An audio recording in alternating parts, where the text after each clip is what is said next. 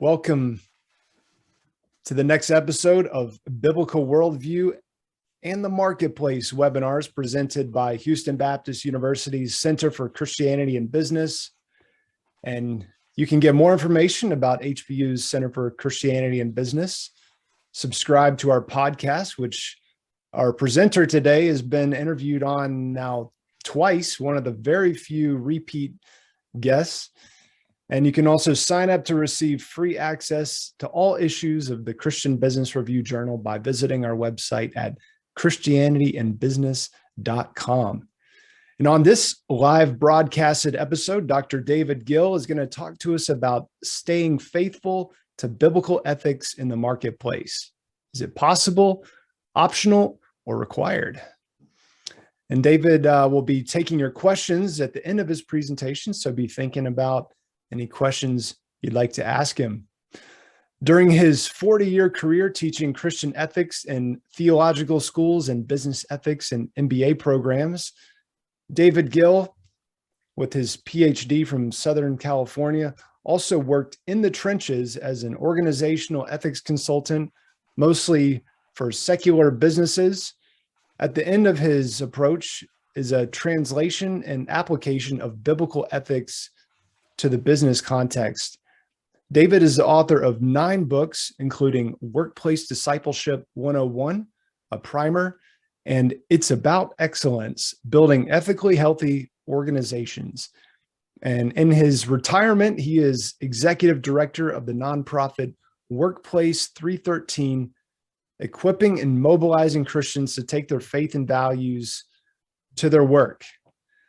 David, you've been a great friend through the years to the Center for Christianity and Business. We appreciate all your contributions and eager to hear what you're going to share with us today. I'll go ahead and turn it over to you. Great. Well, thanks a lot, Darren. It's an honor to be back with you. And of course, I wish I could look out in a room and see everybody, but I think in this COVID era, we're going to have a little more of this before we're all back in the same room. But also it might have been hard to get to Houston for this. So I'm out here in Oakland, California, right across the bay from San Francisco. This is my longtime home where I grew up. And anyway, I'm just glad to be with all of you. And for the next 25 minutes or so, I'm going to try to answer this question. I have a couple slides that I'm going to show you. But before I do that, let me just wave these books in front of you that Darren was talking about. This is really the kind of capstone of my long career, Workplace Discipleship 101, a primer. It's kind of like, this is what I've learned in the last 50 years about how to cultivate my faith with God, following Jesus Christ as a disciple in the workplace. I just have been passionate about this since I was a teenager entering the University of California. And so this is one thing. It's published by Hendricks, and you can find it, at Amazon or all these other book merchants. And then the other one is called, I think you can see it here, It's About Excellence, Building Ethically Healthy Organizations. This is published by an outfit in Oregon called Whip and Stock, but you can find this also in book publishers. But what this is really a product of my MBA teaching and consulting, where I'm really trying to present biblical principles, but not in Bible speak so much as business speak. So I translate these things about, the 10 Commandments or stuff into business speak. It's no substitute for Bible speak. The Bible's it, but still, that's a book where I really most directly try to say, here's what I think biblical ethics look like in the marketplace and in a, quote, secular business. Anyway, I'm going to share my screen now and show you 4 slides, okay, which will help structure my talk. My email address is on several of these, and if you want these slides, email me and I'll be happy to send you a copy, or if you have a follow-up question, be sure and do that. So at this point, let me just see what I can do here. I think it's going to work. Yeah, so here's my email address down in the lower corner. Pretty simple. And feel free to contact me, okay? Now, here's the title: Staying Faithful to Biblical Ethics in the Marketplace. Is it even possible? I mean, that's kind of what what the question was somebody asked me initially, and then is it really required, or is this something that's optional? Well, when I look at Joseph, he was in a secular operation there in Egypt, and Daniel in Babylon, and these guys did secular jobs. They weren't priests or prophets or something, but they certainly, I think the lessons are that they did stay faithful. Daniel in a really rough environment there in the administration in Babylon, and Joseph in Egypt. I mean, but they didn't sell out. They kind of stayed faithful even when it was really tough. And Jesus, of course, he didn't sell out in any respect. He spent 30 years growing up in the carpenter's house, and we don't know a lot about what kind of projects he worked on. And Lydia's purple cloth business, and Paul the tent maker, we have all kinds of examples of people who stay faithful. So yeah, it's got to be possible, and I think it's required. But how is it possible? Well, I think first of all, it's only possible to the extent that we really do it in faith. And faith is not just, in my view, the way the New Testament Bible teaches about faith. It's not just about a kind of cognitive thing that we believe certain things to be true, but faith is has a relational side that's captured by the word trust. Faith is about attaching our life to Jesus Christ, to God, and not letting go no matter what. So it's in that movement of faith, hanging on to God, hanging on to Jesus while we're in these circumstances. And then God gives us help and strength and guidance. So it's possible if we hang on to Jesus Christ, and God will help us. We live in prayer and walk with God. And then a critical thing is to have a posse, because the one thing in creation that God says is not good, it's not good for man to dwell alone. And of course, the archetype of posse is a man and a woman, so he made a woman, and you got Adam and Eve. But it really goes through the whole Bible, and it's not just about male, female, it's about community. And so Jesus sent his disciples out 2 by 2, not 1 by 1, and we could give all kinds of evidence like that. So if we're going to stay faithful, we're going to need other people nearby on the journey who we can text in the middle of a rough meeting or a hard day, who we can meet with and say, I'm up against a tough problem. Will you pray with me? Will you help me try to figure out how to respond?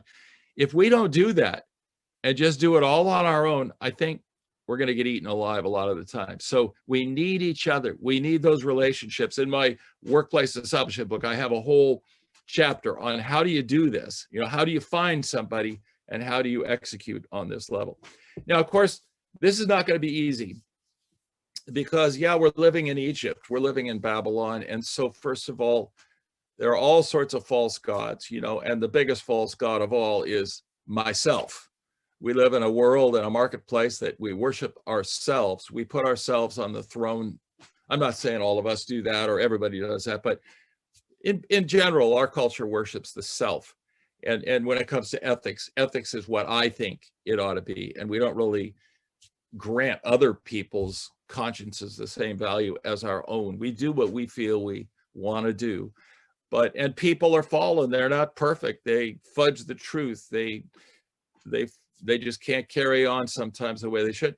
And our institutions, our businesses, our schools, just the way they're structured, sometimes they incentivize the wrong things. And so we can't just point at people. Sometimes they're good people, but the institutions fail us. So, I like on the issue of race and inclusion, I'm really concerned about that.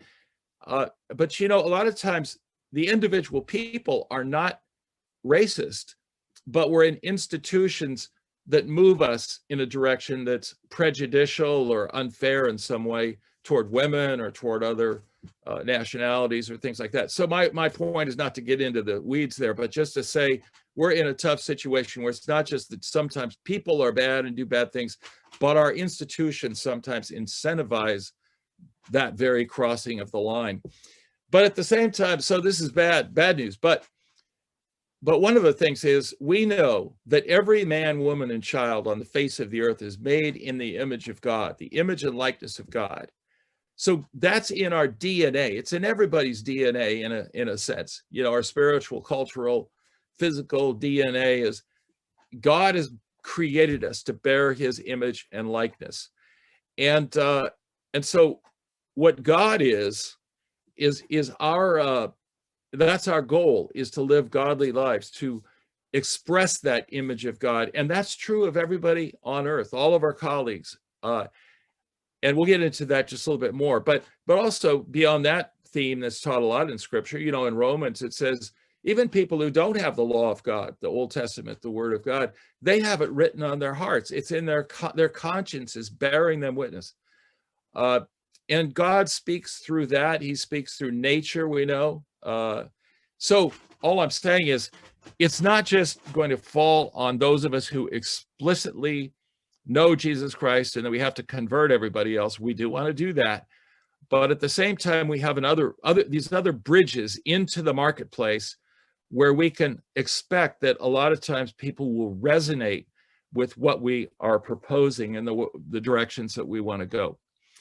So let me just say, ethics, the way we define ethics is about doing the right thing, but we have to also say it's about discerning figuring out the right thing to do, and not just figuring it out, but carrying it out. So there's those two sides of ethics. It's figure it out and carry it out, the right thing to do. But who gets to decide what's the right thing to do? Well, in Christian ethics, for us, the right thing is what is right in the eyes of the God who created and loves everybody. I know we could just say it's what's right in the eyes of God.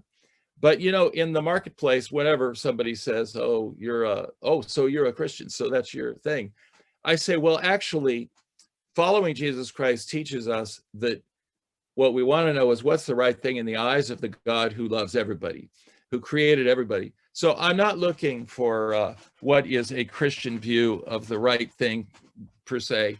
I'm definitely not asking what's the American view of the right thing to do, or the socialist or capitalist thing. No tribal thing is going to do. We want to know what would be the right thing in the eyes of the God who created and loves everybody, our customers, other people in our supply chain, things like that. What we call this a lot of times, of course, as Christians, is we call this the will of God. Don't be conformed to this world, but be transformed by the renewing of your mind, that you may prove what the will of God is, that which is good and acceptable and perfect. There you see, the will of God is the good in Romans 12 there. So I want to know, what is God's will? Not just what's the market's will, not just what my company's will, not just my will. No, God, what do you want? What do you want, God? And so the word of God is going to help me know what that is, and the ways of God. So I look at what does God teach, but also what does God do? And those become my standards. I think those are the Christian standards. And we see those most explicitly in Jesus Christ, who is God. But we always want to remember that what we're promoting is not a liberal God or a conservative God. We're talking about the God of everybody. And so, and you know, we have right and wrong is the core vocabulary of ethics, but the second most popular, important language is good and bad, or good and evil. So right and wrong and good and evil. And you remember how in Genesis, when God created something, he'd say, this is good, this is good, this is really good. And then finally, God says, it's not good that man should dwell alone, you know, that kind of thing. So I want to know, how can I work? How can I build a company? How can I do my work in a way that God might say, I like that, that's good from God's perspective. So anyway, those are kind of starting points. Now I want to talk about a bridge into the marketplace a little bit more explicitly, because, you know, a lot of companies, and I've worked with companies trying to help them build their ethics code or upgrade their ethical health, this kind of thing. And a lot of companies and a lot of organizations will have, you know, like a 4-way test. You know, would we be comfortable if this was published on the front page of the newspaper tomorrow morning? You know, other tests like that. So anyway, studying these things for years, here's how I would summarize that kind of common business wisdom. So a lot of companies and business people are holding themselves up to these standards. Now, they're not taught explicitly, they're not applied enough, but still, there's a kind of general acknowledgement in the business world that these kinds of standards matter. And so I want to just walk through these with you and make a Christian comment on each one. And so the first test is what we're doing legal? Now, the law is not equivalent to ethics, but it is overlapping. The law is the laws and regulations of companies or countries, and cities about oil drilling or whatever else, wages. These are not perfect, but nevertheless, the point that I want to make is that God works through governments as well. He works through Caesar, even if Caesar's not a Christian. And so we always want to begin by saying, is what we're doing, are we really complying with the laws of the land and governing our industry? Now, sometimes we go against those laws because we should obey God rather than Caesar. But most of the time, we ought to comply with the laws, fulfill those regulations, whether we like them or not, because that's an account of right and wrong from our political leaders. And the Bible teaches us that to the extent we can, we should comply with those things. So, as Christians, what am I going to do? If I see my company is violating the law, or my products or anything are violating regulations, that's a red flag, and I ought to try to do something about it. That's my first point. The second thing is a lot of businesses and even professions have their own codes of ethics, and these are not legal, quite the status of government guidance on ethics, but they still matter. When now, unfortunately, sometimes companies articulate these standards and they even look beautiful, and then they don't do them. So Enron down there in Houston is one of the most famous cases of a pretty decent code of ethics that some of these folks were not actually complying with. So, it's just like we have government laws and people don't automatically comply with them. We have company and professional codes of ethics, professional like the American Bar Association codes and the American Medical Association. There are engineers, professional codes and all that. So anyway, I would just say the burden of proof is on us to try to be aware of the code of ethics in our company or in our profession and try to comply with that. And by the way, in both of these first two cases, if we don't like it, there usually are mechanisms to try to get it changed. And so we should campaign to elect people or commissions that will change those laws to make them more ethical in the sense that this is what God would approve of. And then also our company code of ethics. I mean, a lot of these companies I worked with, their codes of ethics were terrible, really, just very incomplete, and then nobody really knew it. So a lot of what I did was try to help people write a better code of ethics, and I wish I had time to get into all of that, but in my books, I talk about those things. The third thing is personal conscience and conviction. So, everybody, it's like I was saying about Romans, everybody has a conscience and the law of God is written in their heart. So we tend to be pretty messed up. And I mean, people as a whole are messed up and they don't listen to their conscience, and their conscience could be seared and burned, like the Bible says. So it's not an infallible guidance at all. But on the other hand, it is something that if we're in a circumstance and it really bothers us what's going on, or if our colleagues in our company, if they're really troubled by some instance of unfairness, we ought to pay attention. And for that matter, I'd say if there's a Muslim and they're really upset with something that's unfair about the practices in the company, I think we ought to take that seriously and pay attention. And that's where also, as a Christian, our Christian conscience and conviction, there's room at the table for us to express that and say, it just really bothers me. I'm a follower of Christ, I'm a Christian, and it bothers me how we are dumping our stuff out there in the public lands or something, and it's just, from my point of view, it's God's creation that I should be caring for, so to express that. So you notice in these first three, you've got, first of all, the government has something to say about what's right and wrong. Our companies and professions have something to say about what's right and wrong. And thirdly, our individuals have something to say. So there's three kinds of sources of conviction about what's right and wrong, and they all need to be taken seriously. And we ought to look, if it's a yellow flag or a red flag, we ought to take a look. But there's three more things I want to mention. The fourth thing is, how would we want to be treated? Now, this, of course, is the golden rule, but there is a kind of parallel in Confucianism, and there's a parallel also in Immanuel Kant's Enlightenment philosophy. But how would we want to be treated? This is amazing. Jesus said this summarizes all the law and the prophets in the Sermon on the Mount, where he gave the golden rule. And so this is always a good thing to put on the table. Many companies do. We shouldn't do anything that we wouldn't want to do to ourselves. We shouldn't create any medication that we would not want. We shouldn't build any car that we wouldn't want to drive in or have our loved ones drive in, etc. Then the fifth thing is, what would we be doing this if it was a story, if it was disclosed and it was on the news tomorrow? It's about shame. Would we just be shamed? Would our reputation in our company just be sunk if people knew what we were really doing here in our testing labs or in our financial records? And now this really is a biblical concept, because you remember in Genesis, when Adam and Eve sinned, they hid. It says they hid from God, and God had to come looking for them. Where are you? You know, what have you done? So, and also something Jesus said was, he said, men love darkness rather than light because their deeds are evil.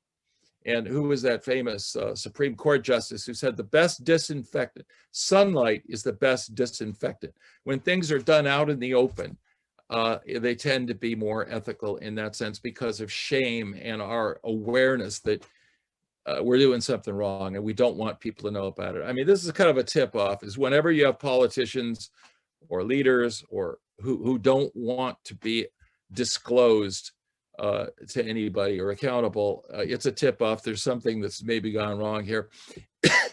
And then the sixth and final thing is the issue of harm and hurt. And this is like, it's almost a universal thing, that what makes something wrong is that it could harm somebody. Now, of course, all life could harm us in different ways. You drive in a car and you could be harmed even though it's a very safe car. So that's why I put the word unfairly in there, because and seriously, because, you know, sometimes we get harmed or we're offended by something, but we're not really seriously harmed. And you got to live in a world where, you know, we're going to bump and bruise and things like that. So it's about serious harm. That has to be debated, you know, what's serious, but still serious harm, and unfair. So, you know, it's fair if I want to risk harm financially or whatever else, but I know what I'm in, what I'm in for, then you can't say you're being unethical to offer me some investment possibility if I knew what the stakes were. And so maybe in the end I'm harmed, but I knew about it, I chose it. So anyway, these are bridges into helping our companies and ourselves be more ethical, is to have this perspective on our, you know, we're really looking at what in the eyes of God is right, but God can work through all six of these things. And so to the extent we promote that, none of them is absolute. None of these six tests is sufficient on its own, but together it provides a pretty great grid for understanding and promoting ethics. Okay, so now what I like to do is say, in my career, you know, initially the way I studied ethics, it's like really it's more about naming the bad stuff or the wrong stuff, recognizing it and stopping it, or maybe even punishing what's wrong. But I began to see that actually that's really doing it backwards. And what we need to do is say, not just how can we treat the disease, but how can we build health? And I think this is where Christians can help their companies more than anything, is not just be disease detectives and isolate and punish or eliminate the evil, but how can we build an organization that's less likely to be infected by that? And so this is like the short version of a 150-page book that I waved in front of you. But building ethically healthy organizations, I'm not saying building ethically perfect organizations, but healthy ones. And there's basically four components I want to talk about here. The first one is mission and purpose. I think the critical thing here that we can help the company do is say, why are we in business? What is our purpose? And I think if our purpose is to put other people's money, move people's money from their pocket into ours, that's not going to work. If that's our mission and purpose of our company or our career, we're going to leverage some bad behavior. So it's getting that mission figured out. A lot of business literature, Built to Last, Good to Great, a lot of these things promote this idea that we need mission-driven business. And what enables the mission is our culture, not just our code of ethics. It's really our culture. It's who and what we are. So we want to carefully figure out what are the values that need to be embedded in our culture, in our people, our systems, our processes, our architecture. What are the values that we embed in there that align with the achievement of the mission? So many companies don't think about that alignment question. The third thing is we do need a troubleshooting method. We need to figure out, okay, how can we recognize and stop the bad stuff? But even more importantly, how can we promote good practices, not just stop the bad practices, but promote the good practices? So if culture is what and who we are, practices are the things that we do. So it's our being and our doing, all in service of our mission, the purpose and end goal of our mission. So the headline just changed here on the top of the page to Salting Organizational Ethics. And here's where I've been doing this for many years, and I love doing it. And I'll just say, when it comes to the mission, I was talking about this a little bit before, but my key to this for me and what I try to promote out there in the world and the marketplace is, what is God's mission? What is God doing in the world? And how can I get my own self and my coworkers, my company, into alignment with what God wants to do in the world? It doesn't make anybody a Christian or a believer to start operating this way. But what I would say is, we know God is a creator of good things and beautiful things. And we can learn a lot about the nature of God's creativity and productivity by looking, first of all, in Genesis. But God also is the sustainer. And he upholds the world by the word of his power. And he's the bringer of wisdom and the prophet of justice and fairness. And he's the redeemer who redeems people's souls, but he also heals people's hurts, feeds people who are hungry. So he doesn't just create good things, he fixes bad things. So this is a whirlwind summary of what God is doing in the world. But those are the things that I want to do. Those are the things I want to bring to my company, whether it's Google or Apple or Exxon or a small business in town. I want to have that impact. I want to push my company's mission toward expressing that in some way. Next, the culture. We're not in the dark here about what makes for a good culture. Jesus gave us the Beatitudes, and then there's the fruit of the Spirit, and there are a lot of other places in Proverbs and Paul's teaching about faith, hope, and love, the theological virtues. But as I was saying before about, about being a culture of humility and a teachable culture, that really, to me, is the first characteristic of the first value that we need in a healthy business culture, is to be teachable and to be humble and realize, no, our company doesn't know everything. We may be number one in our industry, but we don't know everything, and we'll be better if remain open and humble and teachable. This, by the way, is a whole chapter in Jim Collins's book, Good to Great, on level 5 leadership. The first characteristic is to be teachable and open. And so I get this from the Beatitudes. I've written articles about this, actually, how these are 8 characteristics of a healthy culture, that kind of thing. And then when it comes to troubleshooting, we're not in the dark either. We've got Matthew 18 and Romans 12 as guidelines. And when it comes to practices, this is the code of what to do, what to actually do. I love basically teaching the Decalogue as a rubric. Now, I don't tell people that I'm teaching the Decalogue, the 10 Commandments, when I'm doing this in my MBA classes.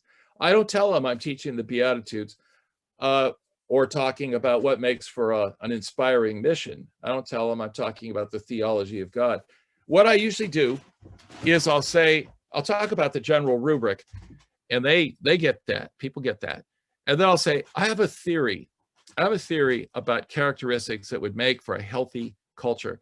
And I'll say, why don't you just hear me out, and then let's talk about this. And so then I'll kind of walk my way through the Beatitudes and show them these 8 different characteristics or 9 different characteristics. And then I'll say, what do you think? What do you think?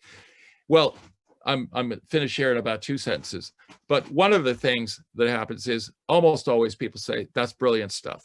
That's really amazing. I mean, where did you get this from anyway? Where did you get this? And so then, I'll often say, even when I was an MBA professor, and not in a Christian institution particularly, I would say, well, I've read a lot of management literature and I work with companies, and that's a lot of where I'm coming from here. But, I actually am inspired by a very kind of famous piece of classic ethical teaching. And I remember when I did this with the Decalogue one night in my MBA class, I said, what do you think that is? And nobody could figure it out. And then finally somebody said, the Declaration of Independence? And I said, no, actually not. It's the 10 Commandments. It's the 10 Commandments. And then people said, well, I still like it. I like it even though it's for the 10 Commandments. So it's kind of funny. And then one other night I remember I was teaching basically the Beatitudes culture stuff. And at the end of the class, this Black woman came up from Haiti who was in my class. And she said, Professor Gill, you were really full of the Holy Spirit tonight. And I said, Jackie, are you saying that you think I'm a Christian? Is that what you're trying to say? And she said, you couldn't teach that if you were not filled with the Spirit. So I wasn't, people who Googled me, of course, in my classes, they would know this about my life as a Christian ethicist. But I'm just saying there is a power in putting this stuff on the table in your business meetings, if you can figure out how to do that in a winsome way. Well, anyway, that's enough for me right now, and it's time for you. And so I'm gonna turn this back to Darren, but I just hope I can inspire you to say, yeah, it is possible to stay faithful. It's not going to be perfect, but yeah, we can stay faithful, and God will forgive us and help us get up off the ground when we have difficulties. So I just pray that God will, I don't know whether you're students or workers or theologians, or not that theologians aren't workers, but you know what I mean? I don't know your context, but God bless you and strengthen you as you try to bring glory to God in whatever your workplace is. Wow, that was excellent, David. Love that model, the rubric that you just showed us, especially on that last slide, and the idea of salting your mission, culture, practices, and troubleshooting. So, really, whatever you're inputting into those different areas, that's going to make all the difference from an ethical standpoint. So, we'll take any questions you have for David. Go ahead and type those either into the chat or into the Q&A section. So, well, I'll go ahead and ask David, in terms of implementing this, I've walked through, I remember when I was in the Air Force, walking down the halls of Boeing, and I noticed there was a door for something like the Department of Ethics and Integrity or something like that. So a big corporation may have something like this, but for a smaller company, maybe say 5 to 10 employees, how do you implement this? Well, I think, when I would work with companies, most of them were, I would say, 100 to 500 employees, although I did some stuff with larger corporations, but mostly in that 100 to 500 employee range. And so what I did was I had a process where I called identify, educate, implement, evaluate, sort of 4 phases of doing this. So the first thing was to identify what are our ethical values. So what is our mission, and what are the values that we want to embed in our culture, and what should we make our guidelines for practices, our code in a sense. So I had a process that I would work with the leadership and also the the people of the company to try to get this thing right. So everybody had input and they all owned it in a sense. So that's the identification thing. But then to educate people, that's where a lot of companies fall down. And some of them, like Boeing, have a big, have an ethics and compliance office. And usually what they do is they have required ethics training, once a year or maybe even once a quarter sometimes. And it's like sitting down in front of your computer and tapping out answers to various scenarios, and either the program will let you go forward or make you go back and find the right multiple choice answer. But my argument has always been, even to big companies, is that that's the medium is sending the wrong message, because it's basically saying it's ethics time, people. Go sit by yourself in front of your computer. But no, ethics is not like that. Ethics is, it's ethics time, people. I've got a problem. I see some issues. Let's come together and talk about it. So the educational side is really a challenge. And like I said, in my book, It's About Excellence, I have a description of a full-orbed way of doing this. But my longtime colleague, Al Ayersman, who worked at Boeing as an executive for 35 years, when I started working with him, we were talking about ethics. He said, well, ethics at Boeing is basically damage control. It's not mission control. I said, well, what we need is mission control. So he and I were inventing this language that we use a lot. So at most companies, ethics is damage control. We want mission control ethics, which is broader, deeper, and more positive going forward. So, even big, and then implement is, how do you make sure you're actually living out these values? And so I created a kind of rubric where we, executives, but everybody, kind of grade yourself on the extent to which you're living out or acting out the various values, and then finally, evaluate at the end. So identify, educate, implement, and evaluate. So it's tough, but everybody can do it. And I think when you're in a small firm where there's 10 people, or maybe even could be a couple hundred, the executive leadership and then the divisional or unit leadership, you are the ethics committee, because you're a walking embodiment of what your values are and your purposes. And that's why if you don't walk the talk, nobody's going to respect it. So you are the ethics committee, and that'll usually work just fine. It's better not to just designate a consultant from the outside. So whenever I was doing consulting for companies, they would want to hire me to just kind of come in and be the ethics expert. I told them, no, I don't want to do that. I want to train you to be the leaders of this process in your company. Thank you for that answer. Jonathan asks, what are some examples that you've seen of companies having to make a hard decision, perhaps to forego profit by maintaining ethical practices? Well,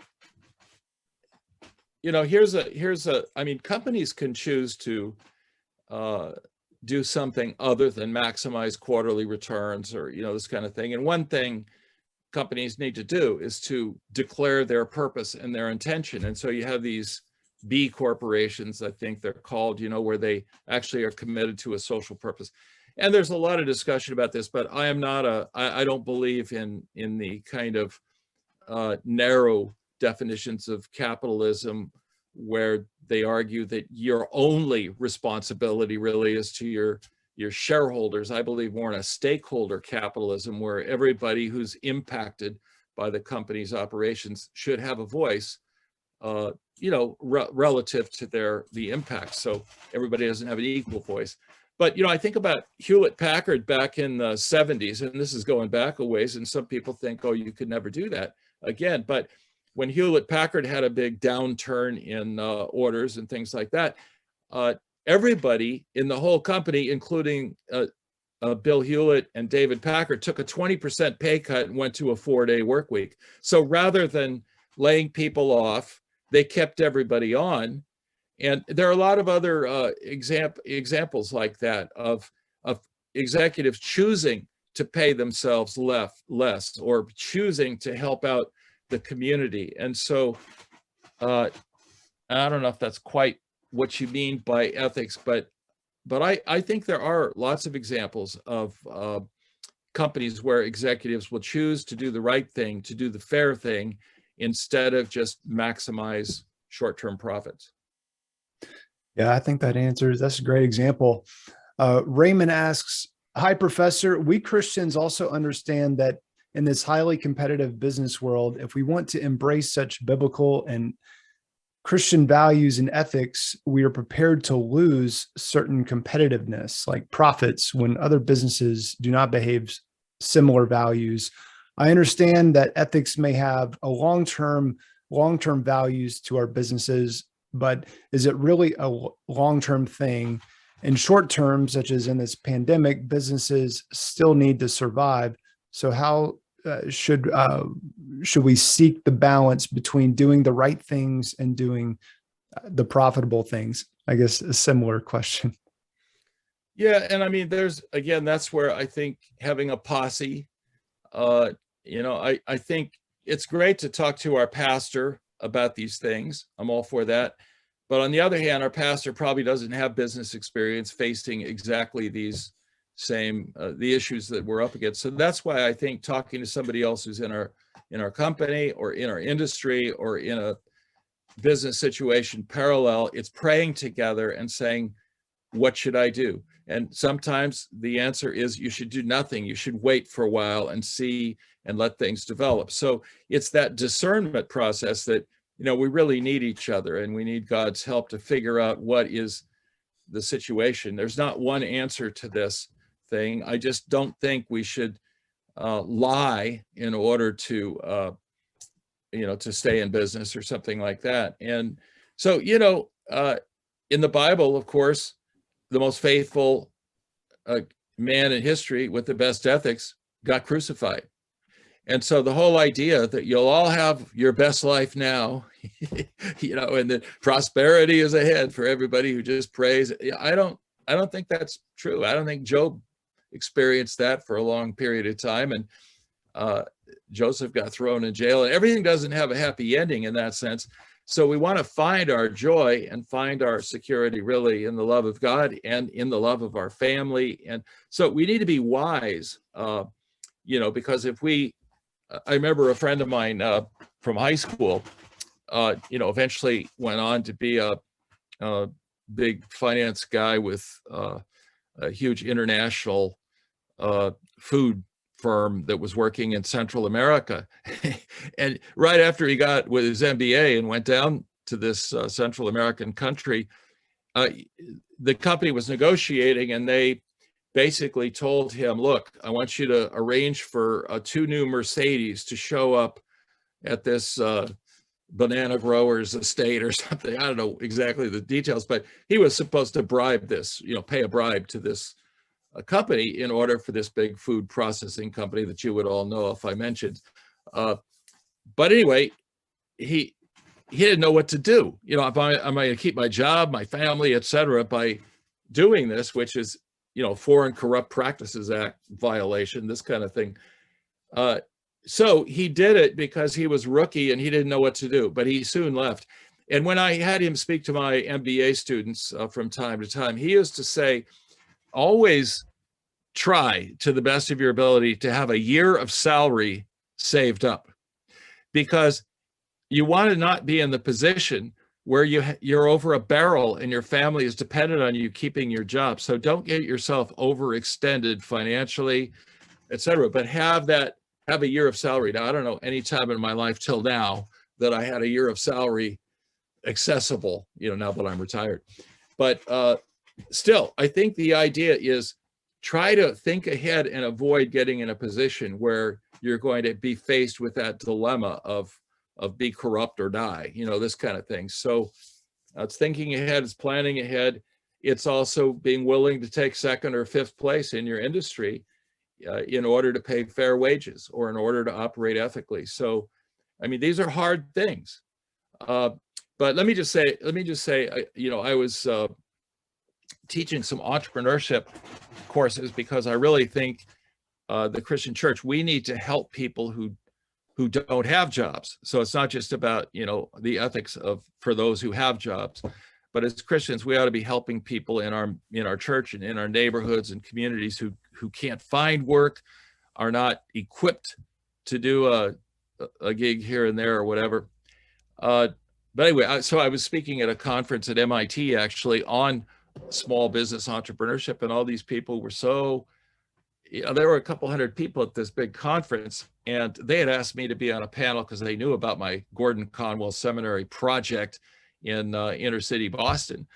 And so anyway, so they were all people on my panel were all moaning about how the government was not supporting entrepreneurship, small business enough, and the market conditions were terrible and everything else. And so they asked me, well, Professor Gill, what do you think about the situation? I said, well, actually, I'm not quite as down as a lot of the folk here. And here's why. I asked myself, how did the major revolutions in our lives happen? And if you look at the coffee revolution, we're all willing to pay $3 or $4 for a cup of coffee now instead of 25 cents at Dunkin' Donuts years ago or something.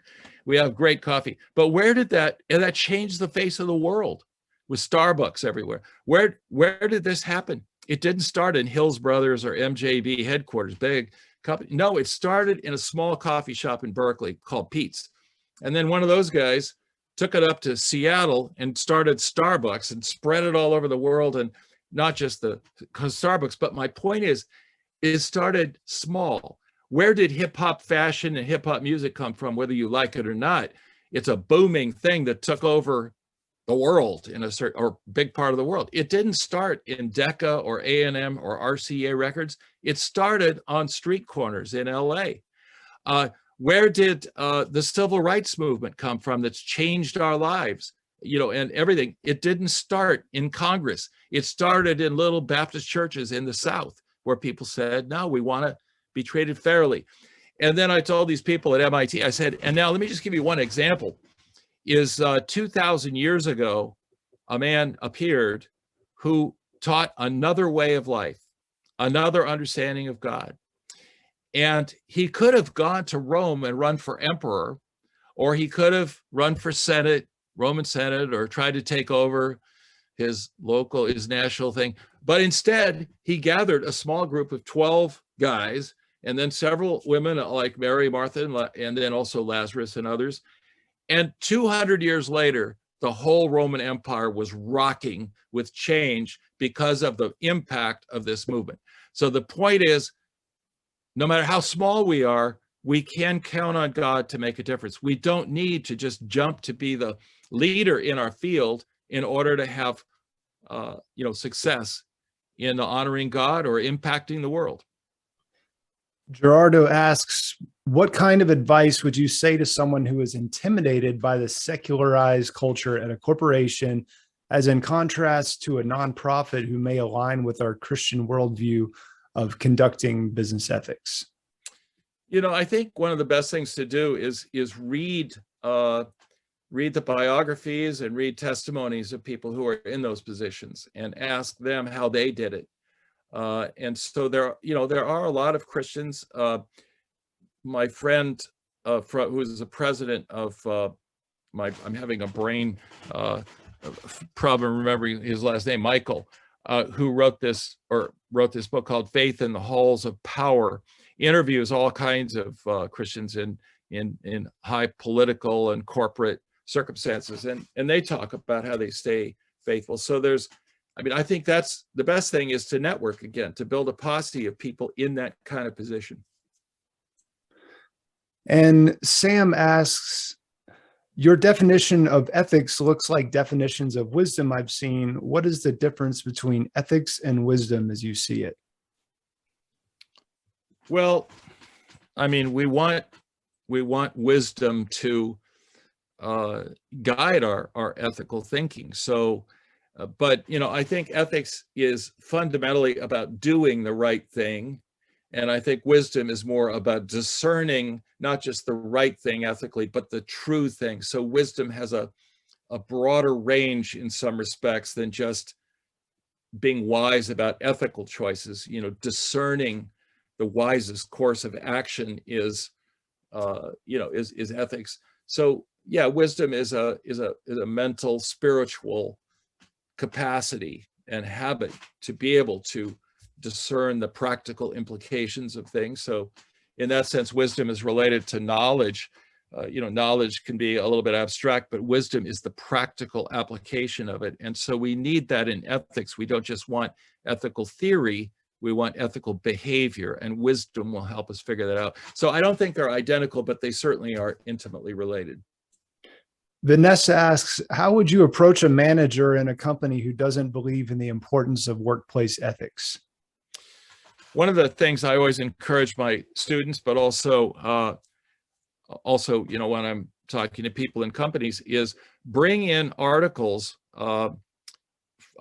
describing companies that were found guilty of ethical violations or legal violations and ended in disaster. So, it's kind of a wake-up call if somebody else in your industry gets called on the carpet or gets affected. But then also there are articles in the business press, of companies that chose to emphasize ethical and fair operations who succeeded, and who became industry leaders. And so I would say that's one of the best things you can do, because now you're not presenting that on your own authority. What you're doing is you're piggybacking on some other concrete circumstance where the company was undone by unethical behavior, or it flourished after choosing to be responsible and ethical. All right. Changing cultural values can mess up the perception of what is the right thing. For example, environmentalism will say investors should avoid investing in the fossil fuel business, and some Ivy League business schools even teach that that is the ethical thing to do. Many, including many of those in the Christian community, may not agree. And there are many other biblical examples like this in today's marketplace. How does biblical ethics provide guidelines in these situations? Yeah, I think, we're so politically partisan divided in our churches as well as our society that sometimes, if you use a code word like environmentalism, there are people who will not even listen to the argument, because that represents, it's code for liberal or something. And you could say the same thing on the other side, that liberal types they wouldn't even listen to an argument because they have some code words that just kind of turn them off. It has anything to do with Trump, they're not going to listen, even if it's true. So what I would say is find other language, so I prefer talking about creation care than I do environmentalism. I would say, I want to care for this climate, and I want to do that because first of all, I believe as a Christian, I want to take care of the garden. I don't want to trash the garden. Okay. I don't want to ruin it. But also, I want my children to be able to breathe clean air, and I don't want to have a lot of toxins in my food and stuff like that. So on a very practical level, I think we can agree, farmers, whether they're conservative or liberal politically, they do want their soil to be healthy, and they do need to address, changing climate conditions. Anyway, so I just think a lot of times we need to find new language for, discussing these kinds of issues. I mean, right now, for example, all this talk about critical race theory and everything else, but, it totally knocks us all out of whack in our discussions to even talk about CRT or whatever. What we want is to know our history. We want to know our history, and we want to know it accurately. But no, we don't want to teach some ideology and, or something like that. We don't want to make that the one interpretive framework for everything. But still, there are issues that are raised. So I think as Christians, we want to try to re-articulate the issues and re-articulate questions in a way that people can get down to what really affects our lives, and not just have knee-jerk reactions ourselves to the propaganda that comes out of everywhere. I don't know if that's a good answer, but. Yeah. Michael asks, for those of us who don't know it, could you briefly share your project with Gordon Conwell and Boston? And also, as we're wrapping it up here, Dave, if you could just let us know kind of what what else you're involved in, and how other people can get involved with what you're doing, what you're teaching. Yeah, well, I'm a longtime San Francisco Bay Area resident. I did have 9 years that I taught in Chicago during the 90s at North Park University.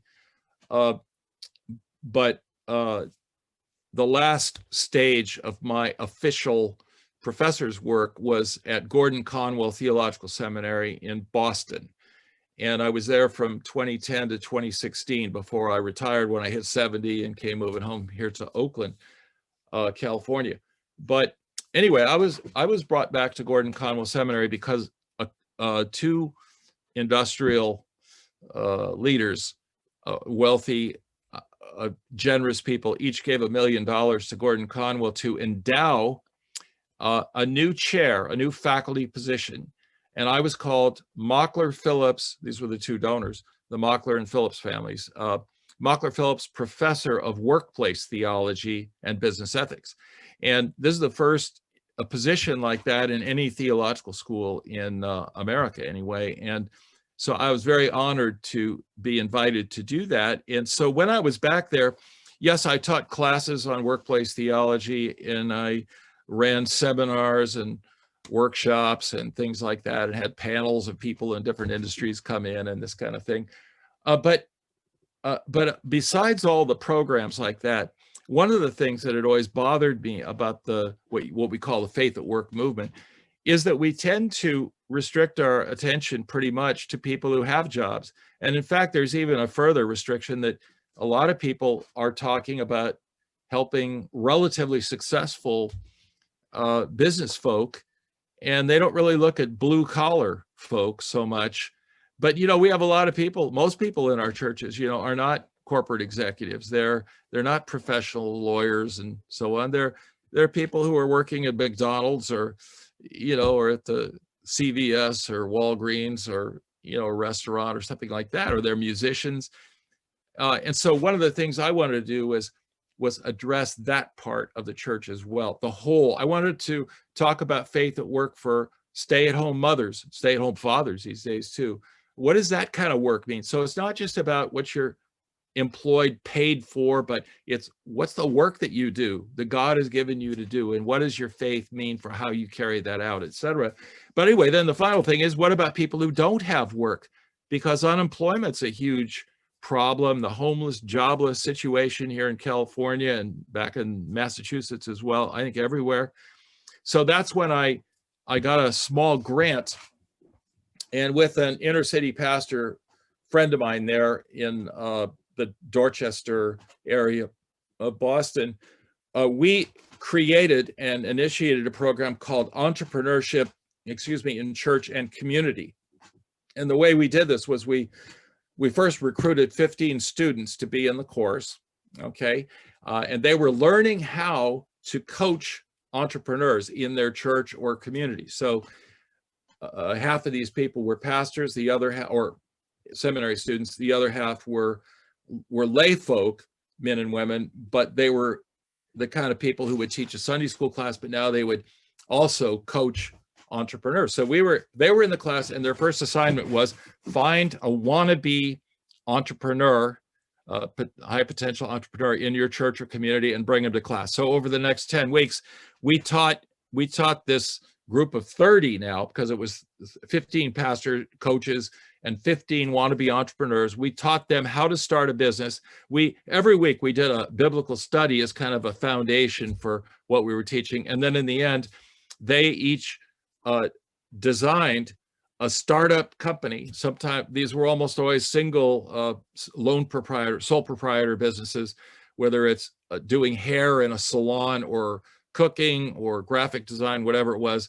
Anyway, we did this 3 years in a row, and each year we had this grant which paid a $500 startup grant to each of those entrepreneurs once they got their business together, and we knew they had a financial plan and a business bank account, et cetera. So we did this for 3 years, from 2013 to 2015, and we started 45 small businesses. And I believe this kind of program could be done anywhere, where people in a church, people in the churches, maybe partnering churches, know how to start a small business. They know how to navigate the business plan, the basic technology, online mailing list stuff and what have you, know how to navigate government permits, things like that.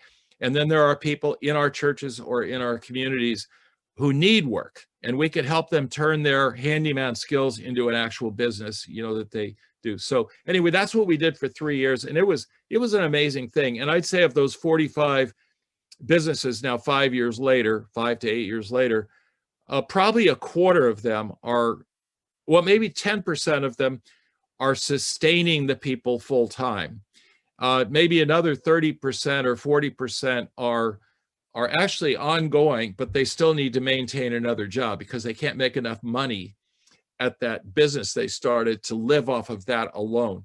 Some of those first 10%, they actually have hired employees and they're really doing well. But another 40% are still making it, but as a secondary job. And then maybe 40% are on life support. In other words, they can barely make it and they're barely alive. But the statistics are that 80% of all startups fail within the first year. So we were doing a lot better than that. And then I would say maybe 10% of them were dead almost on arrival because they ran into financial or permit problems, So anyway, it was a phenomenally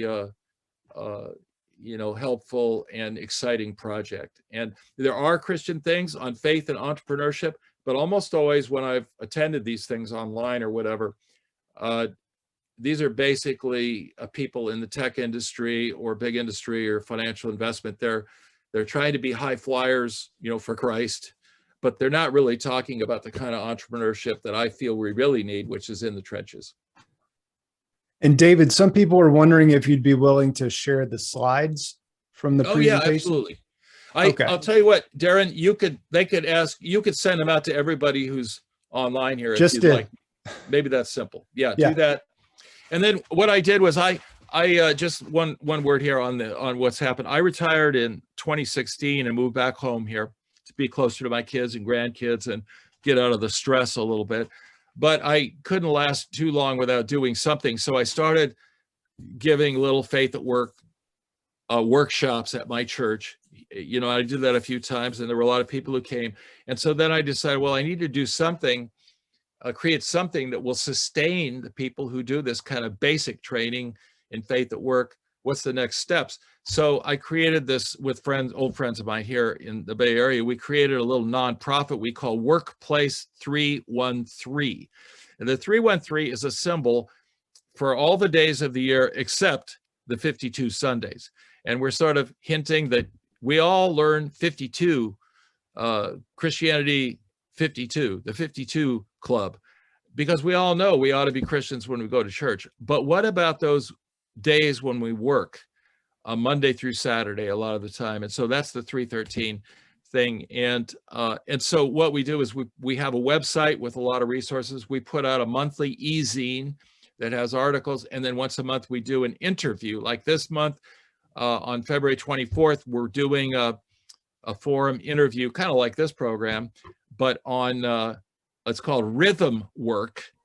And it's a really great African-American drummer, jazz drummer in the Bay Area here. He's worked with Dizzy Gillespie and all the greats in the jazz world, but also with Walter and Edwin Hawkins and the gospel music world. So he's an amazing guy, a really deep brother in Christ. And so he's going to talk about how do you get into drumming and jazz as a vocation.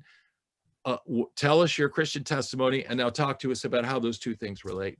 So that's what I'm doing now, is just producing these kind of monthly things with my friends. Well, David, thank you for the great work you're doing and for helping us grow today. I just shared the links to davidwgill.org and WP313.org in the chat. And you can also see a link to go and listen to previous episodes with David on the Christianity and Business podcast. And there's also a link to the slides from today's presentation. So go ahead and if you want to download those, you better click the link here pretty quick because we are out of time, a couple minutes over. Thanks everyone Yeah, for sticking with us. Yeah. If I didn't answer your question, I'm sorry, but feel free to email me, okay? Yeah. And that is DWG at davidwgill.org, correct? Exactly. There it is, everybody. All right. Thank you. All everybody. right. Thank you all for joining us, and we'll see you on the next Biblical Worldview in the Marketplace webinar. Thanks again, David. Okay. My pleasure. Bye, everybody.